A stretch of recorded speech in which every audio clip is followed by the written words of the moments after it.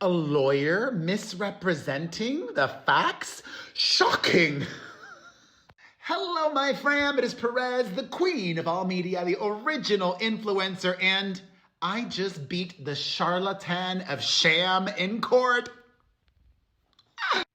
If you missed it, watch the video that I posted just before this one about my major legal victory against litigious Lively. But y'all, today, things are popping off. Earlier, I told you all that Taylor Swift agreed to be deposed in this saga. However, moments ago, we've heard directly from Taylor's lawyer who says, not so fast. Nope, not as it seems. Eek. Remember, it was Justin Baldoni's attorney who told the court that Taylor agreed to be deposed. Let me read to you verbatim what Team Wayfarer told Judge Lyman. Last night, they said, Miss Lively misleadingly implies the Wayfarer parties seek a blanket 30-day extension of the discovery cutoff date. In fact, the Wayfarer parties requested an agreement solely to take the deposition of Taylor Swift. Okay. I was starting to get worried. I'm like, wait a minute. Did I misrepresent the facts myself? Nope, I did not. Oh boy. Let's rewind and read this. Finally, Miss Lively implies that the Wayfarer parties seek a blanket 30-day extension of the discovery cutoff date. In fact, the Wayfarer parties requested an agreement solely to take the deposition of Taylor Swift during the week of October 20th through the 25th due to Miss Swift's pre-existing professional obligations. Whether the court agrees to the broader modification sought by plaintiff, the Wayfarer parties respectfully request the court modify the scheduling order for the sole purpose of accommodating third-party witness Taylor Swift, who has agreed to appear for deposition, but is unable to do so before October 20th, 2025. You heard that right. Ellen Garofalo, one of the many attorneys for the Wayfarer defendants, literally said, third-party witness Taylor Swift, who has agreed to appear for deposition. Her lawyer just told the court that she did not agree to do that. In fact, let me read to you what they say.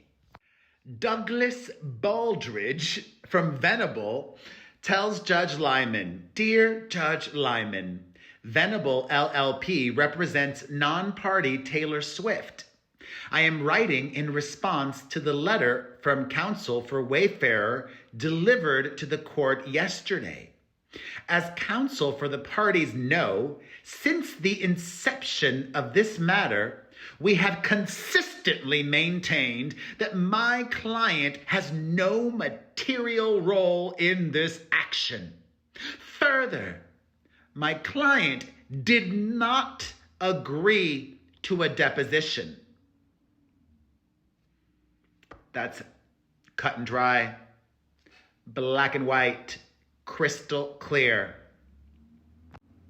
Dougie Doug says, my client did not agree to a deposition, but if she is forced into a deposition, we advised, parentheses, after first hearing about the deposition just 3 days ago, that her schedule would accommodate the time required during the week of October 20th if the parties were able to work out their disputes. We take no role in those disputes. Respectfully submitted. The disputes are whether the court will grant the extension of time to depose her past the time for depositions. The judge is probably going to say no, because we know lying Lyman, her lapdog, corrupt, biased, in her favor. However, Bleak Barbie is going hard to prevent Taylor Swift from being deposed. Betty Snooze's lawyer just sent another filing to the court today. They say, "Dear Judge Lyman, hey Bestie," no, I'm only kidding. They say, "Dear Judge Lyman, Plaintiff Blake Lively respectfully submits this reply in further support of her letter motion to modify the discovery schedule dated September 11th, 2025. In opposition to Ms. Lively's motion, the Wayfarer defendants assert that they are entitled to an extension of the discovery schedule for the sole purpose of taking the deposition of third-party Taylor Swift." The Wayfarer defendants have repeatedly sought to bring Miss Swift into this litigation to fuel their relentless media strategy. In this latest effort, the Wayfarer defendants assert, though notably without evidence, that Miss Swift has supposedly agreed to sit for a deposition sometime between October 20th through the 25th, some 3 weeks after the close of fact discovery in this matter. Yet, even if one were to take the Wayfarer defendants' representation at face value, they have not come close to establishing good cause for their requested relief. The Wayfarer defendants assert that Miss Swift is not available for a deposition until October 20th, 2025, yet are silent about their efforts, if any, to schedule this deposition during the existing discovery period. That is likely because, as explained in the attached correspondence between the parties, see Exhibit A, the Wayfarer defendants do not appear to have contacted Ms. Swift's counsel regarding a date or location about the deposition until earlier this week. The attached email is dated September 11th, and there's an entire section just about Taylor Swift, with some redactions. Let's read it so we're thorough and don't miss a thing. This is from fake Libely's lawyer to Team Baldoni Wayfarer. Matthew Bruno writes, "We also discussed the Wayfarer party's proposed deposition date for Taylor Swift, which you raised for the first time yesterday, on September 10th. For weeks, you have had Miss Swift's deposition tentatively noted on the deposition chart for September 22nd in redacted, but never sent a notice of any subpoena confirming this date, do not appear to have ever conferred with Miss Swift's counsel regarding this date or location, nor did you discuss with us how this could possibly occur given that September 22nd, was also slated to be the day of Mr. Baldoni's deposition, which was scheduled to take place redacted." You see, this is why we read everything, so we know what's going on. I'm Team the Truth. I can agree with Team Ridicula when they make a fair point. How were they planning to depose Taylor Swift the same day that Justin Baldoni? Well, actually, you know what? I got it. They didn't need all of the Baldoni Wayfarer lawyers in the room with him. They could have just had a few. There's so many. The caca representative continues. Then yesterday, Kevin Fritz, another Baldoni Wayfarer attorney, stated that Miss Swift is only available for a deposition from October 20th through October 25 in redacted. On the call, we asked what relevance there is for Miss Swift's deposition at this point, who is a witness the Wayfarer parties previously noticed and then withdrew with much fanfare, only to now ask that the entire deposition calendar be extended for 30 days to accommodate. One would expect an explanation of the ways in which this witness was key and essential to the defense. Instead, when we asked what the relevance was of this witness such that you needed an exception to the deposition deadline and extension of the calendar, you simply stated that, redacted. There are over 100 witnesses listed, redacted, most of which are not being deposed in this case. So that alone cannot possibly be your justification for eviscerating the current case calendar. We do not consent to any depositions, let alone depositions of third parties with only tangential relevance to the claims or defenses in this case, being taken weeks after the close of fact discovery and in the middle of the expert discovery schedule. The reason for this is obvious. Any deposition might result in the need to seek leave to take additional deposition.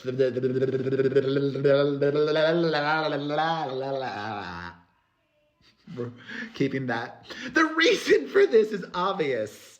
Any deposition might result in the need to seek leave to take additional depositions in light of a witness's testimony. That is surely the case here. And it is why third-party witnesses are typically deposed at the start of fact discovery, not the end. It is grossly irresponsible to delay scheduling the deposition of a witness of this kind until the last minute, and we do not expect the court will reward your lack of due diligence by granting you an extension that would blow up the case calendar and trial date. You know what? Maybe they agree. Maybe they know this. Maybe, like her side has argued many times, and they too have argued this about her side. Maybe the Baldoni Wayfarer parties filed this today, just like earlier in the week, the shampoo company owner filed that declaration that's not relevant to this case, that Justin Baldoni verbally abused somebody. Maybe now, as retaliation for optics theater to get press, they're using Taylor Swift's name, knowing very well that the judge will likely not grant this exception request to depose her towards the end of October. Two can play this game, baby.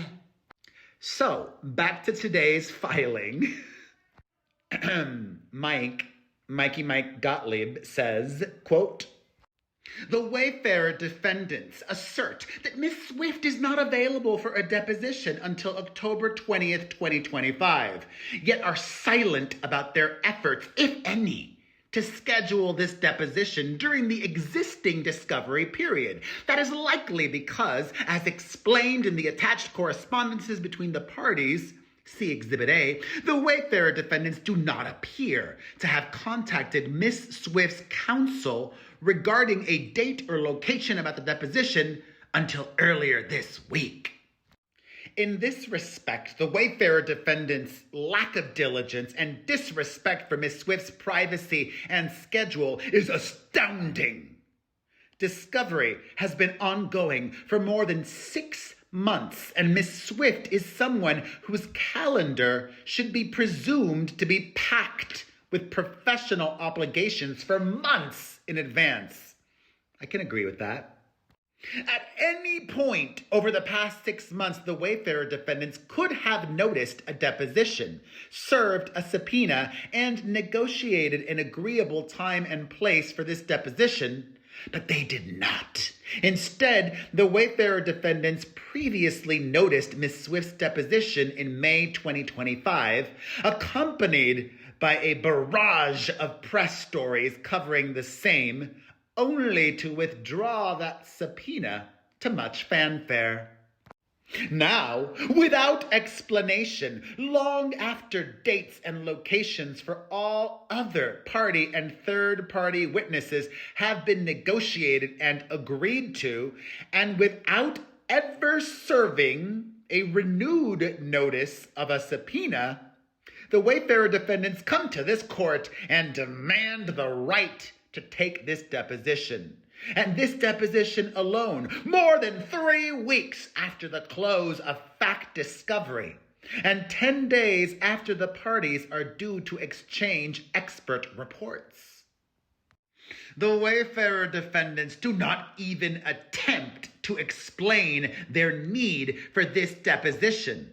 Such a showing would be expected for any deposition occurring after the close of discovery, especially so for a third party, but is even more relevant for this third party, whom the Wayfarer defendants have consistently sought to use to generate a media spectacle in this matter. Nor do the Wayfarer defendants address the potential disruption to the case schedule, including the potential need to take additional discovery and depositions following this deposition, as is common for third-party depositions. Indeed, the need for potential follow-up discovery requests and depositions is why third-party depositions need to be pursued with diligence in a discovery schedule, and the Wayfarer defendants should not be rewarded for their inexplicable failure to do so. In sum, the Wayfarer defendants have shown no cause, let alone good cause, for their requested extension. Their request should be denied. Well, there's a lot more to get to because the court docket has exploded today. Additionally, we have heard from Jed Wallace, the digital expert, the alleged architect of the so-called smear campaign. Earlier today, I told you all that the Wayfarer defendants claimed that Jed Wallace is and has been represented by their law firm since December of last year, even though he has separate counsel helping him fight subpoena Serena. And because of this, they assert that certain communications between a former and current employee of Melissa Nathan, the crisis communication expert, these communications that included Jed Wallace should be privileged.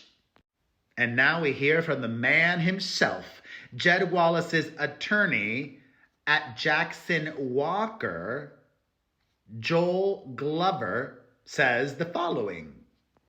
Dear Judge Lyman, counsel of record for defendants Jed Wallace and Street Relations, Incorporated, collectively the Wallace defendants, who are contemporaneously still trying to be dismissed from this litigation while they pursue related litigation in Texas, write regarding plaintiff Blake Lively's motion to compel non-parties Brianna Butler-Coslow and Catherine Case to produce documents withheld on privilege grounds. The court's memorandum and order granting in part and denying in part the motion, and the Wayfarer party's letter motion for protective order. The Wallace defendants, through their attorney, continue, quote, though represented in this litigation solely by Jackson Walker LLP and the undersigned counsel of record, the Wallace defendants remain clients of Liner, Friedman, Tatelman, and Cooley, LLP, LFTC, the main Wayfarer defendants' law firm, under the terms of an agreement letter entered December 24th, 2024. The Wallace defendants' representation by an attorney-client relationship with LFTC is not news to Lively. Indeed, Lively knew this at least by January 23rd, 2025, after she initiated a Rule 202 petition in Hays County, Texas, to obtain the pre-suit deposition of Mr. Wallace. In that effort, counsel for Lively represented in an email to Mr. Brian Friedman that she was informed by his office that he represents Jed Wallace. Lively confirmed her knowledge of LFTC's representation of the Wallace defendants on April 7th, 2025, when she filed her motion to dismiss the Wallace defendants' complaint against her in the Western District of Texas. Being a lawyer, you have to remember not just the law, but like every chess move. You have to remember when things happened, where, in what document, God. Shout out to all the lawyers out there. It requires a lot of mental strength and agility. So, Lively confirmed her knowledge of LFTC's representation of the Wallace defendants on April 7, 2025, when she filed her motion to dismiss the Wallace defendants' complaint against her in the Western District of Texas, attaching as exhibits the January 23rd, 2025 email correspondence with Mr. Friedman relating to Lively's Rule 202 petition, as well as the Wallace defendants and the Wayfarer party's January 2nd, 2025 complaint against the New York Times Company filed by LFTC in California Superior Court on behalf of its jointly represented clients in that matter. Despite this undisputed and direct knowledge of the attorney-client relationship between the Wallace defendants and LFTC, Lively nevertheless persisted in an effort to improperly destroy a privilege held and, importantly, never waived by the Wallace defendants.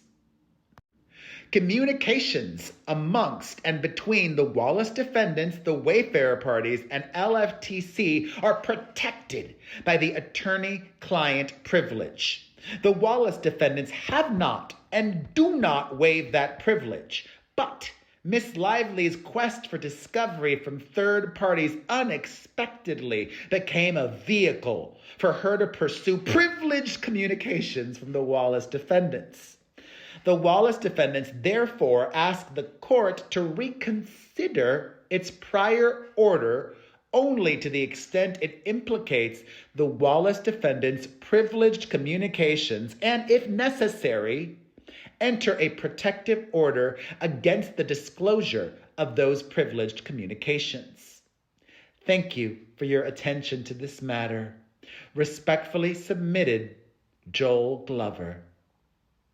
There's a footnote here. It says, the relief sought is not intended to and does not waive the Wallace defendants' jurisdictional objections raised in their fully briefed motions to dismiss Lively's second amended complaint, which I mentioned earlier. And remember Stephanie Jones? Of course you do, unfortunately. We even heard from her today. A lawyer for Justin Baldoni's former publicist tells Judge Lyman, Dear Judge Lyman, pursuant to sections 1C, 1D, and 3A of your Honor's practices in civil cases, the Jones parties join Miss Lively's request for a limited extension of the discovery schedule for the depositions of Mr. Sarowitz, Mr. Heath, and Mr. Baldoni, and additionally request that any extension similarly apply in the Jones action, the parallel litigation, a whole other lawsuit and shenanigans. There's a footnote, though, that says, as noted in the Miss Lively's motion, counsel for the parties met and conferred regarding Miss Lively's requested extension on September 10th and reached an impasse. with the Wayfarer parties refusing to agree to the limited extension unless the date for the completion of depositions was extended for 30 days. They continue, the Wayfarer parties have not yet completed their productions in the Jones action in response to the Jones parties' requests for production issued beginning March 6, 2025. Pause. Has this one handed over all the Van Zam of it all yet? I don't remember. I don't think so. What's going on with Van Zam? We have not forgotten. But Steffi Jones continues, saying, the Wayfarer parties have not yet completed their productions in the Jones action in response to the Jones parties' request for production issued beginning March 6, 2025, despite multiple conferrals and repeated assurances by the Wayfarer parties to produce. Indeed, before each motion to compel deadline, the Wayfarer parties agreed to run specific search terms for specified custodians, including agreeing to search signal messages. As of the submission of this letter, however, no such messages have been produced. There's a footnote there, too, that says the Wayfarer parties agreed to provide these documents by August 27th. Their August 27th production, however, lacked any signal messages. Signal has never gotten any more press than in 2025. In a conferral, counsel for the Wayfarer parties stated that they had not searched signal messages because they could not apply the parties' agreed terms to that platform, but refused to answer when they became aware they could not abide by the parties' agreement or whether they entered into it knowing they could not do so. And Steffi Jones has more to say. In addition, as with Miss Lively, the Jones parties are still digesting the Wayfarer parties' severely belated production of over 80,000 pages and are still awaiting the Wayfarer parties' production of signal messages in Lively. A limited extension is therefore necessary for the Jones parties to meaningfully review and utilize the belatedly produced and forthcoming productions in the Wayfarer parties' upcoming depositions. In addition, the current schedule provides for depositions in the Lively and Jones matters to occur on the same or adjacent dates for efficiency and the convenience of the parties and witnesses. The Jones parties thus further request the limited extension set forth herein to maintain the presently concurred deposition schedule and avoid the hassle, inconvenience, and inefficiency that would inevitably be created by non-adjacent deposition dates for these witnesses. Respectfully submitted, Kristen Toller. She should have recapped at the end everything that they were requesting. Mid-lawyer. And then Met Gala Medusa also hopped in today on the Brianna, Coslow, and Catherine case of it all. These women have become featured players in the It Ends With Us saga. Blake Not So Lively's lawyer tells Judge Lyman today, plaintiff Blake Lively respectfully submits this response in opposition to the Wayfarer defendants and the Wallace defendants' letter motions for a protective order forbidding non-parties Catherine Case and Brianna Butler Coslow from producing certain documents pursuant to the court's September 9th, 2025 order compelling their production. Defendants, all of whom failed to file any opposition to the motions to compel Miss Case and Miss Coslow, respectively, to produce the disputed documents, that's a mouthful. Does that read well? Defendants, all of whom failed to file any opposition to the motions to compel Miss Case and Miss Coslow, defendants respectfully Okay, the motions to compel them to produce the disputed documents, much less a time. This is so poorly worded. Who wrote this caca? Mike Gottlieb. Not good. He's got a lot on his plate, y'all. They didn't file a timely opposition or one at all, so we continue. Have long since waived any claim of privilege over those documents.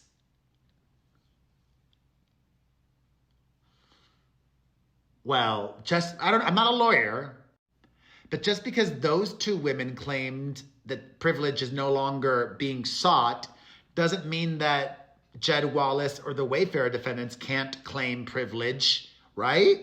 That makes sense to me. Mike continues. It is inconceivable that the defendants only now discovered that they forgot to assert this privilege claim. The time to raise and defend any privilege claims relating to these documents was when Miss Lively moved to compel production of those documents, not 2 days after the court entered an order compelling production of those documents. After the court engaged in camera review, reviewing each communication at issue, and ruling document by document as to the privilege and work product assertions. Having failed to oppose Miss Lively's motion to compel when they had a chance, or weigh in at any reasonable time in the process, defendants' collective motion for a protective order is at best a procedurally improper motion for reconsideration of the case Coslow motion to compel order. I had a brain fart because I saw a C, MTC. Was it compel or quash? Y'all, my brain is tired. As such, it must be denied. Oh my God. This next part. This is why this all brings me such joy. You're going to love this.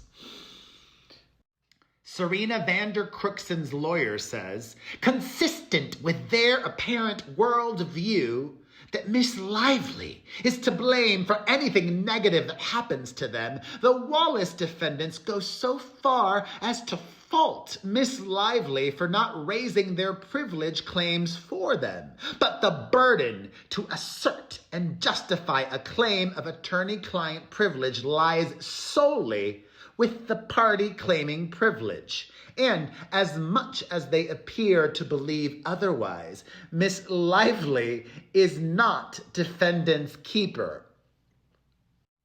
Defendants' respective letter motions only underscore that they have had all the information necessary to raise their present claim of privilege for months. The fact that the defendants now wish to assert attorney-client privilege based on an attorney-client relationship among Liner Friedman and the Wallace defendants, something they could have done at the outset, plainly does not justify reconsideration of the court's case Coslow motion to compel order. Reconsideration is not a vehicle for reviving waived arguments or presenting previously available information to the court that could have been but was not raised the first time around. Although it was evidently known to them all along, none of the defendants raised this attorney-client relationship in opposition to Miss Lively's motions to compel, or even filed any opposition of their own. Miss Case and Miss Coslow, who did otherwise raise privilege claims relating to attorney-client relationships between Liner Friedman and certain defendants, did not raise this one, nor did the Wayfarer defendants even refer to these facts in their request for an extension to oppose the motions to compel.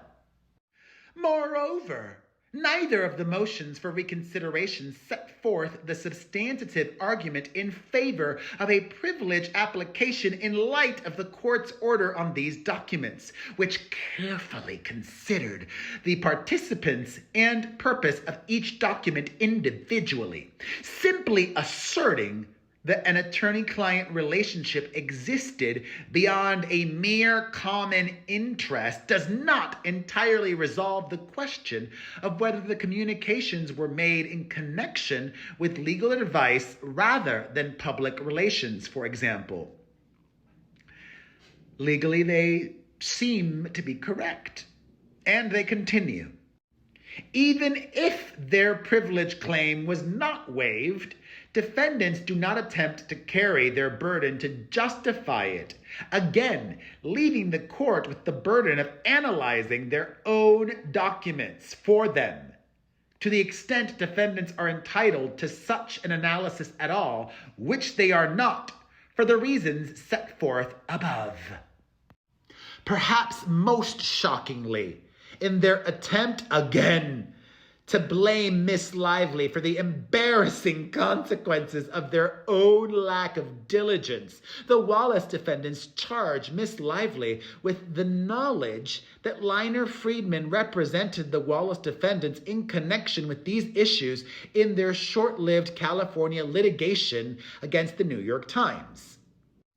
They include a footnote after this that says, the Wallace defendants' other assertion that Miss Lively represented in an email to Mr. Brian Friedman that she was informed by his office that he represented Jed Wallace and agreed to accept service on his behalf is belied by the context of the court exhibit from which that quotation was cherry-picked, as the remainder of that email chain makes clear.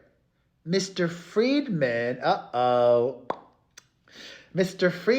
quickly disavowed the representations that had been made to Miss Lively, responding to Miss Lively's counsel that, to be clear, my office never agreed to accept service of process of anything, that he was just waiting for Jed's lawyer, was unaware that LFTC had agreed to accept service and that a lawyer was in the process of being retained who would reach out.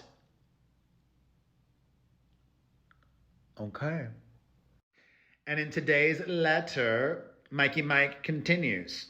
But 2 months after the date of the statements cited by the Wallace defendants in their present motion, the Wallace defendants themselves wrote the following in a filing in their Texas litigation. Lively correctly notes that Street and Wallace were 2 of the 8 plaintiffs in a California state court lawsuit against the New York Times, who were all represented by Brian Friedman. That case was non-suited, and some of the plaintiffs, but not Wallace or Street, refiled against the Times in New York. Friedman did not represent Street Wallace in the New York case against the New York Times and has never.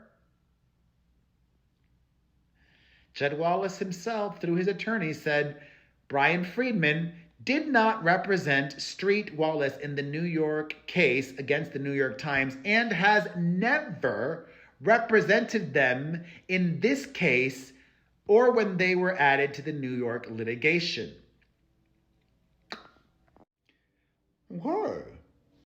So, Blackface Blake's lawyer wraps things up saying, the motions for reconsideration do not even attempt to demonstrate how the asserted privilege claim is relevant to this litigation, rather than to the long-dismissed California state court lawsuit referenced above.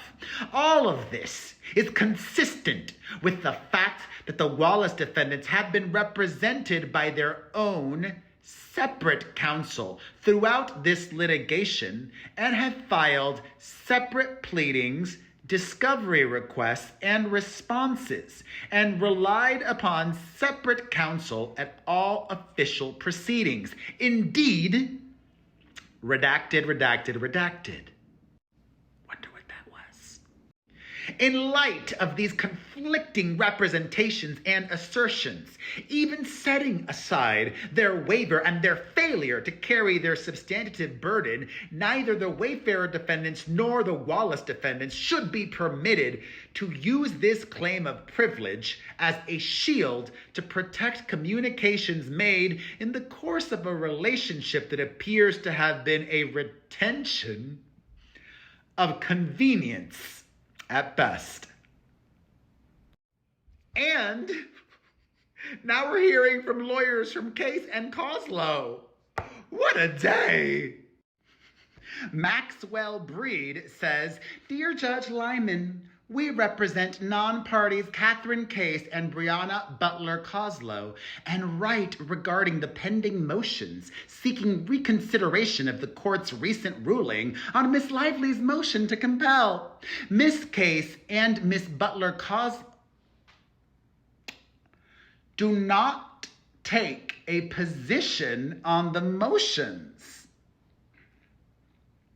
Aren't they supposed to be on Team Wayfarer? Why do they not take a position? Especially when one of these women is still employed by his crisis communications expert. Interesting. But they add, however, mindful of both today's compliance deadline and the pending motions, which can,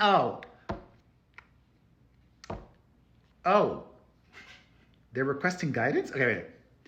Mindful of both today's compliance deadline and the pending motions which continue to assert privilege over the same communications, we respectfully request guidance. For the avoidance of doubt, we are ready and able to produce the documents as directed, but to the extent the court is considering the motions, we respectfully ask whether we should hold the challenged communications back pending the court's resolution of the motions, or whether we should produce the records notwithstanding the motions. The documents covered by the pending motions include 22 documents identified by the following privilege IDs. We appreciate the court's attention to this request and are available at the court's convenience should further clarification be helpful. We thank the court for its time and consideration respectfully. So basically they're requesting a stay, a pause, a little time out. And even though Judge Lyman has his hands quite full, he has already responded and instructed Case and Coslow.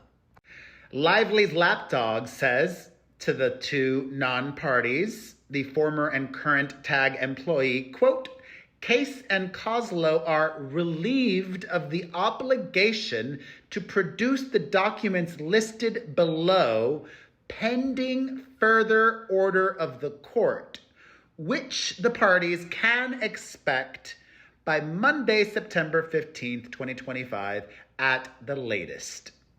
So, to be continued. But that's not all. Even though the New York Times was already dismissed from Baldoni's lawsuit because that lawsuit in its entirety was tossed in the garbage, the New York Times is clogging up the court's docket today.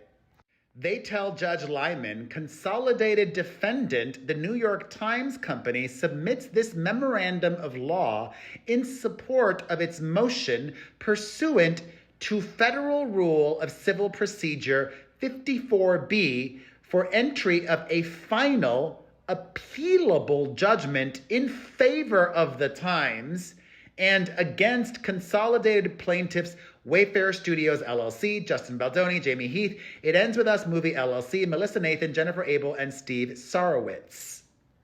Basically, and I'm not going to get into this all because there's already a Taylor Swift update, in addition to the updates I already shared with you all. The Times says, because this case remains active and because a final judgment is generally only entered after the rights and liabilities of all parties to the action have been adjudicated, the court has not yet entered judgment in favor of the Times and against the wayfarer parties. Under Federal Rule of Civil Procedure 54B, however, a court can enter judgment in an action involving multiple parties when the claims against one party have been finally decided and there is no just reason for delay. Okay. This seems easy. Done with you. Let's go back to Taylor Swift now. Thank God I've been monitoring the docket like a hawk today. I don't know the outcome yet, but I've seen that her new bestie, Judge Lyman, has just ruled on their competing requests for extensions. Judge Lyman writes, before the court are requests for extensions of the deadline to complete depositions filed by both plaintiff Blake Lively and the wayfarer parties. Lively's motion seeks a 10-day extension of the deadline to complete depositions from September 30th, 2025 to October 10th, 2025 for the purpose of preparing for and taking the depositions of defendants Steve Sarowitz, Jamie Heath, and Justin Baldoni. Lively asserts that the extension is necessary because the wayfarer parties have belatedly produced large numbers of documents and have failed to produce others. And additional time is needed both to review and receive these documents before completing the relevant depositions. Y'all, I'm so nervous. Judge Lyman continues. The wayfarer parties have... I'm not nervous. Why am I nervous? I know how he's going to... Well, listen. Judge Lyman has proved me wrong before when he ruled he does not have jurisdiction over me. Anything can happen. Oh, my anxiety is still unwell because of her. My anxiety through the roof. Okay.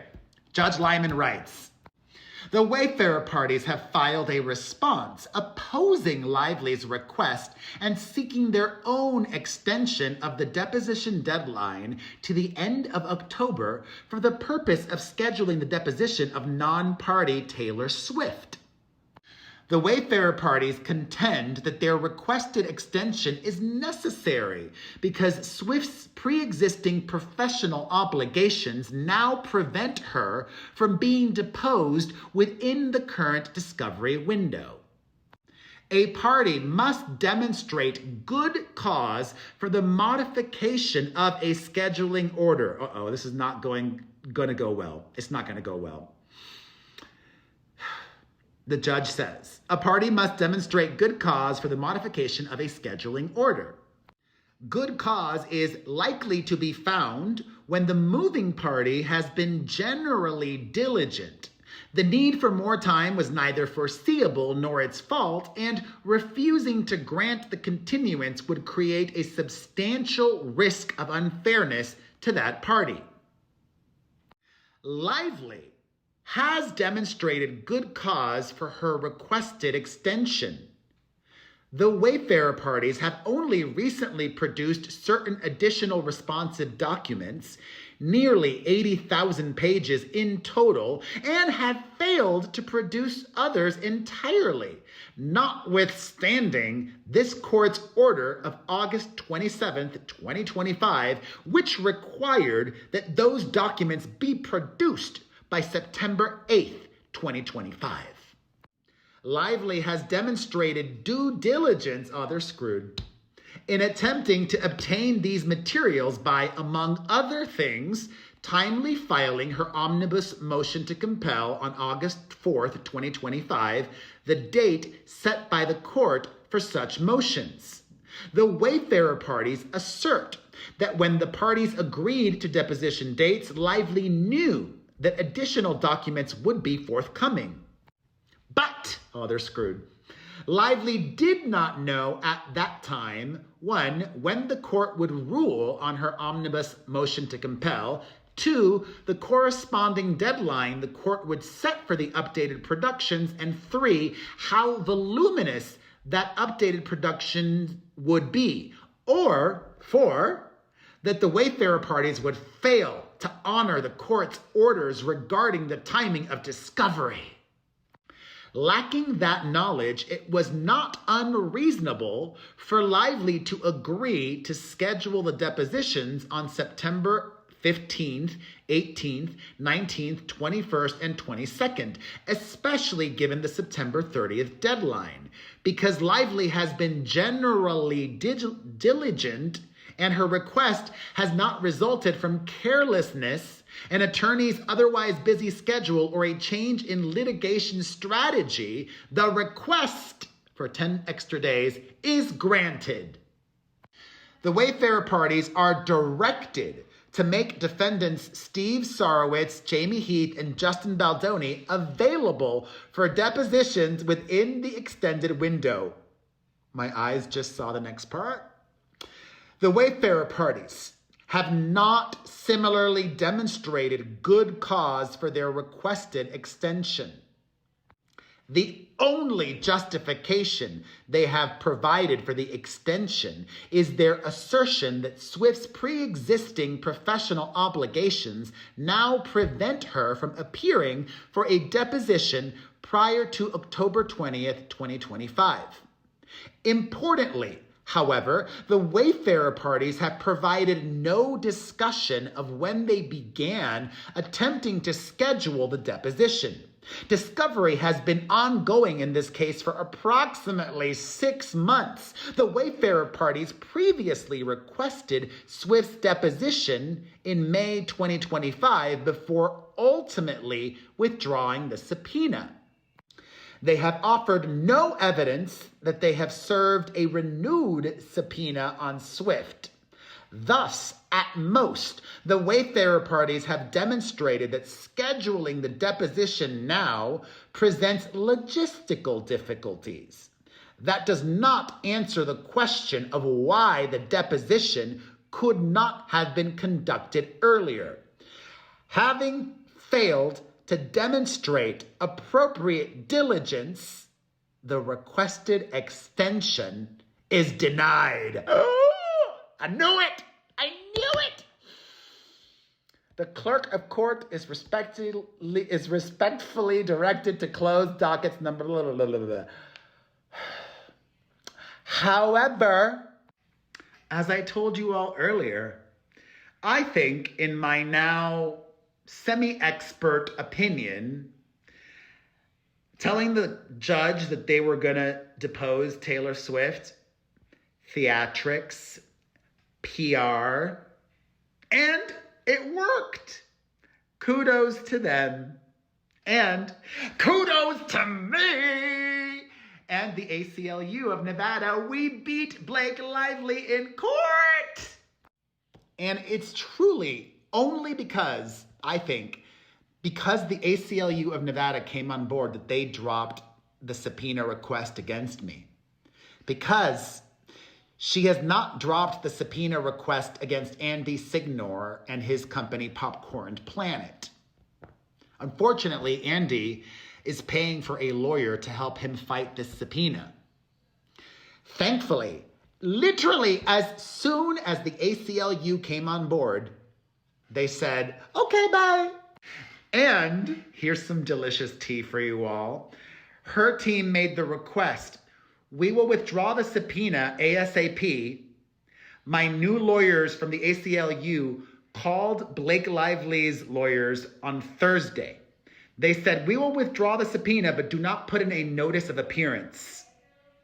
They did not want the ACLU of Nevada going on the public docket on record that they were my lawyers, but they are. And her team knows it. And that's why immediately this morning, they withdrew the subpoena. And there was a world where the judge might not have signed off on it, but hallelujah, I just got the email from the judge. The judge has officially mooted my motion to quash and her cross motion to compel, and everything is resolved and done. I am free. I fought her and I won. I fought her because that was the right thing to do. I did not give in to her demands. And I know she would have kept this going as retaliation because she does not like blackface Betty or Ku Klux Khaleesi. She would have pursued this and kept going to break me like she's pursuing it with Andy Signor and Popcorn Planet because she's got the funds. Ryan Reynolds, hundreds of millions of dollars. Thank you again to the ACLU of Nevada. Thank you to you. Thank you to everybody who's bought some of my merch recently. I do have a new Grab Your Friends, Wear Your Florals collection. You can check that out at buypopstuff.com. And if you want, you can also get a personalized video from me on the Cameo website at cameo.com/my name. P to the E to the R to the E to the Z to the H to the I to the L to the T to the O to the N. Thank you for watching. Your support means the world. If you want to support even more, hit the like button, leave a comment, share. But you, watching this right now, you're the 1% who watches until the end. You are a superstar. I love you. I thank you. I love you. I thank you. Lots to discuss. Let's get into it all in the comment section. P.S. Maybe, just maybe, this is not over. Meaning, if Taylor Swift really wants to, she now can try to make this work in her schedule because the judge just granted her former bestie 10 extra days. That also means they have 10 extra days to try to work in a Taylor Swift deposition. So, if Taylor Swift wants to, and she does not, she could try to make it work. Or if they pressure her enough, perhaps they can make it work. But let's be real. The likelihood of all of that is slim to none, but not out of the realm of possibility. That was a good little PS. All right, I'm gonna stop talking now. This video is hellaciously long. All right, lots to discuss. See you in the comments section.